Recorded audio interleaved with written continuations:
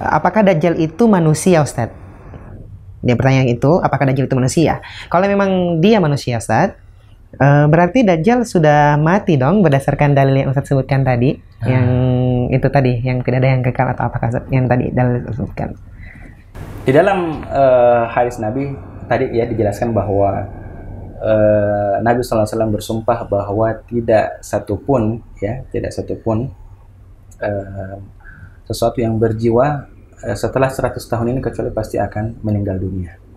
Nah, pertanyaannya, apakah Dajjal itu manusia atau bukan? Ya, kalau dalam hadis sebenarnya secara umum ya, bukan hanya manusia. Min nafsin manfusah, jiwa yang bernyawa. Ya.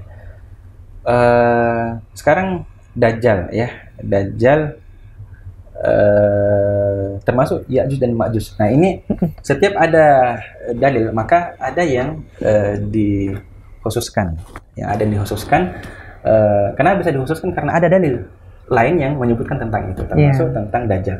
Nah Dajjal ini suatu ketika Tamim Ad-Dari ya pernah melakukan perjalanan dan dia terdampar di sebuah pulau, lalu mengaku melihat Dajjal dan menyebutkan ciri-cirinya sedang di kerangkeng.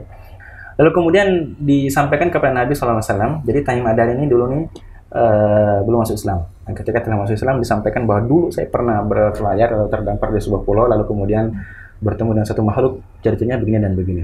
Lalu dibenarkan oleh Nabi SAW bahwa itu Dajjal. Ya, jadi ini tidak bertentangan. Jadi setiap ada dalil, lalu kemudian ada dalil lain, ini tidak dipertentangkan. Tapi ini dalil umum, ada pengecualiannya karena ada dalil khusus. Ya.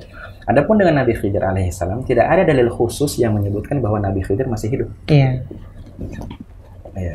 Adapun Dajjal, ya ada. Ada dalil khususnya. Ya'juj dan Ma'juj, ya kalau dia keturunan manusia, maka dia masih hidup sampai sekarang. Karena memang ada dalil khusus yang menyebutkan bahwa Ya'juj dan Ma'juj itu hidup terus. Ya, terus bukan hidup ya, tapi dia terus berketurunan. Iya, akan ada nanti dia keluar itu.